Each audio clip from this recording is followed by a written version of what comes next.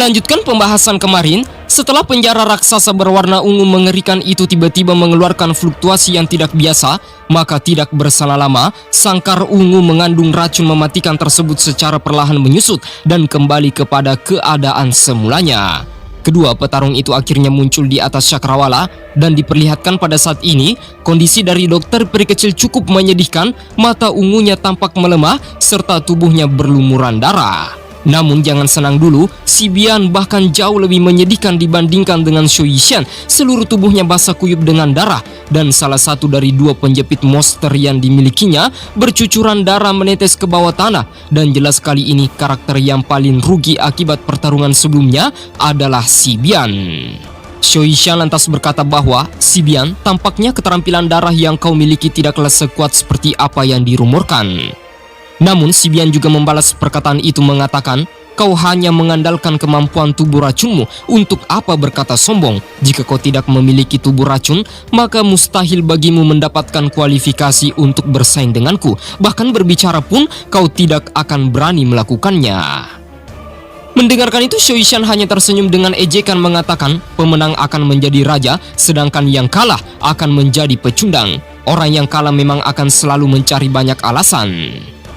Si Bian tampaknya tidak terima dengan kekalahannya, namun itulah takdir yang harus dia jalani. Tubuh racun yang berada di tubuh Shu Yishan merupakan kekuatan bawaan yang sudah ada sejak dia dilahirkan ke dunia.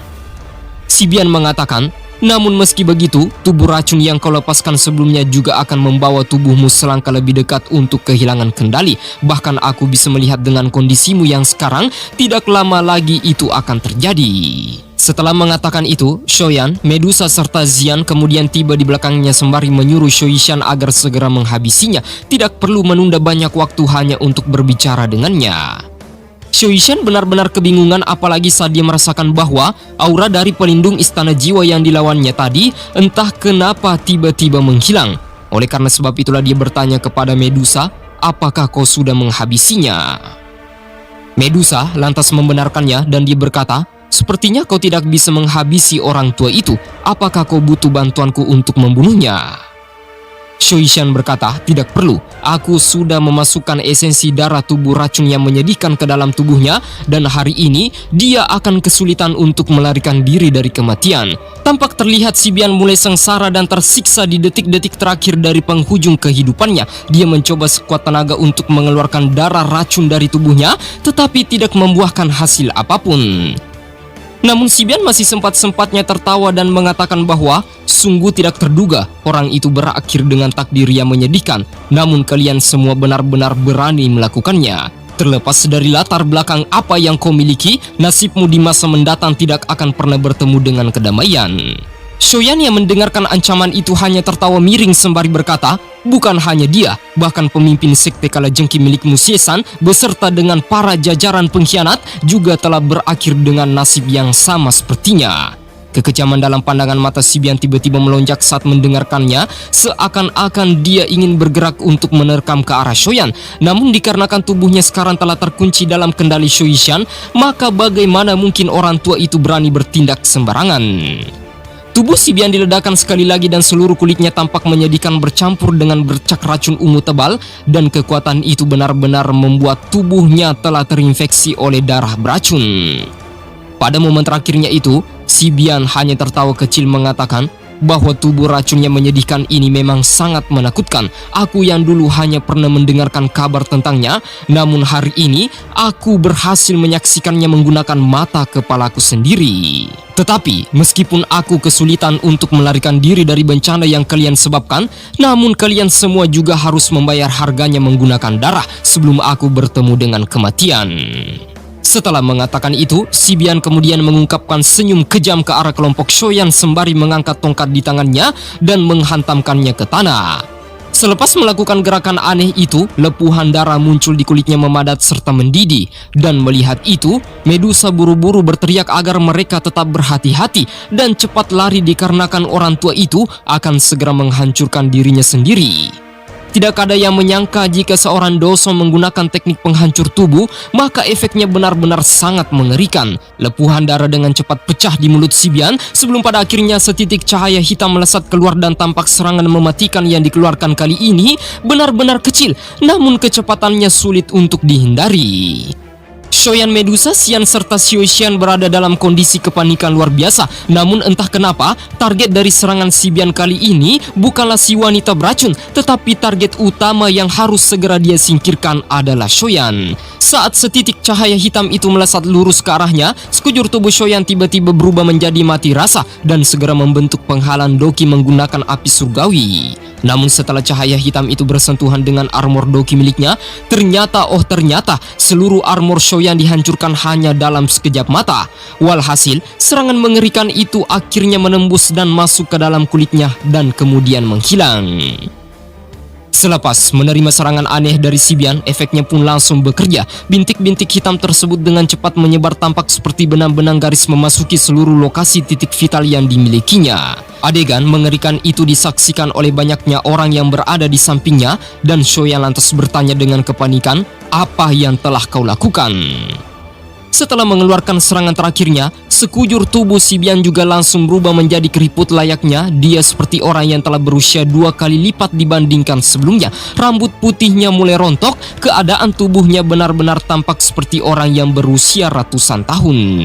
Tetapi meskipun kondisinya berakhir seperti itu, tawa dingin dan kejam di wajahnya justru semakin menjadi-jadi. Dia lantas berkata bahwa, "Bocah, kau telah membunuh begitu banyak orang dari gerbang kalajengki milikku. Bagaimana mungkin aku melepaskanmu?"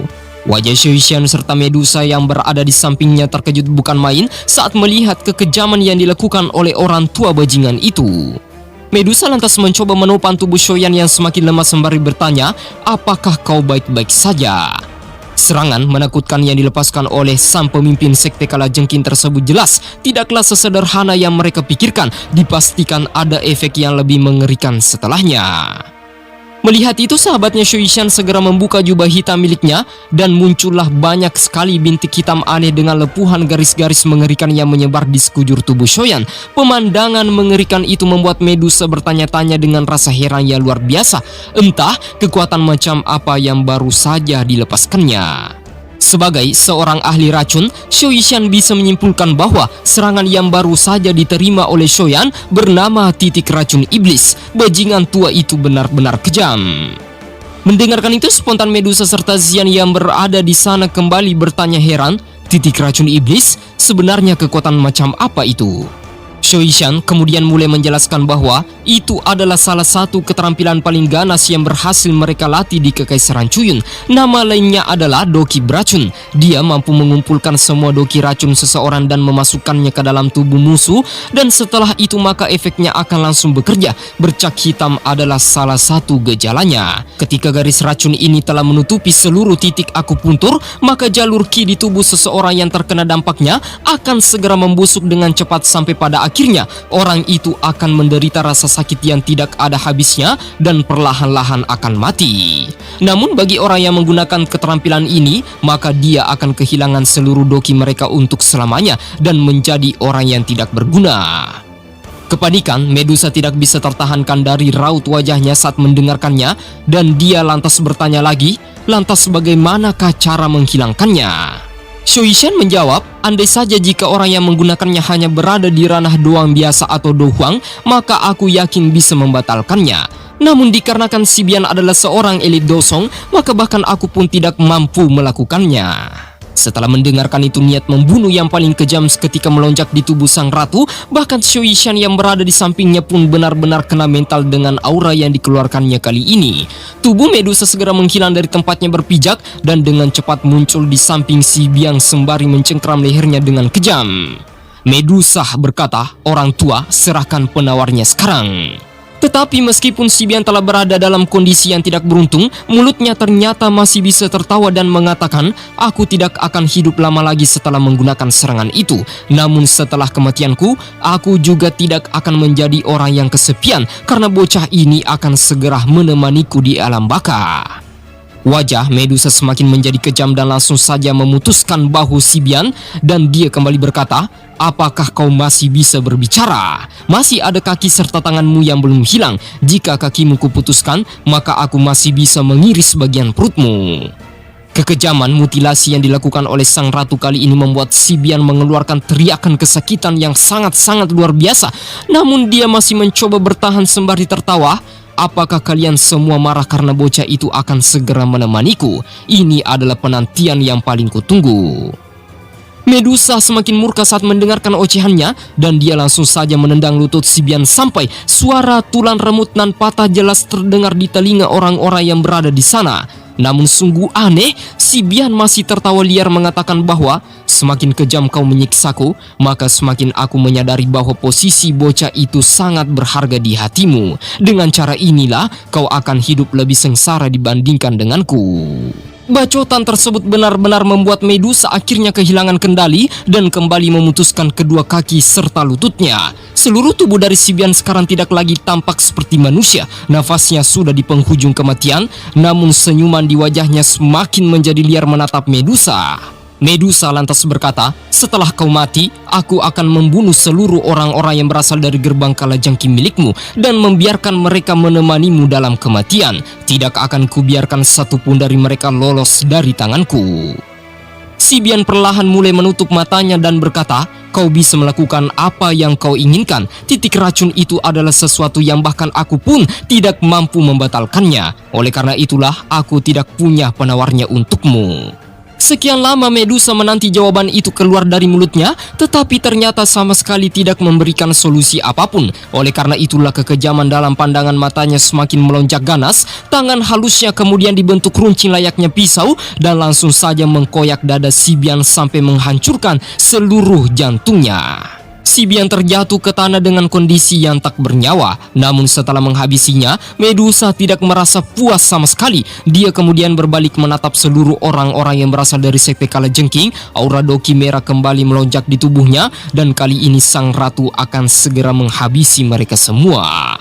Namun tepat setelah Medusa ingin melakukan pembantaian massal, Shoyan tiba-tiba berteriak dan memanggilnya kembali. Mendengarkan perintah itu, Medusa segera berhenti dan berbalik ke arah Shoyan sembari mengeluarkan sebuah kain dari cincin penyimpanannya, mencoba untuk mengusap seluruh jejak darah yang berada di tangannya. Medusa lantas berkata, "Ayo pergi, aku akan membawamu kembali ke Kaisaran Jama dan jika Guhe tidak bisa membantumu untuk mengeluarkan racunnya, maka aku akan membawamu ke benua demi menemukan seseorang yang bisa membantumu." Mendengarkan itu, Shoyan benar-benar luluh dengan kelembutan serta kebaikan hati sang ratu. Begitu banyaknya pengorbanan yang telah dilakukan oleh wanita itu kepadanya. Namun Shoyan mengatakan, "Orang yang ahli dalam racun ada di sini. Di mana lagi kita akan pergi mencari?" Shoyan lantas berkata kepada sahabatnya bahwa apakah sudah tidak ada cara lagi untuk menyelesaikan masalah ini.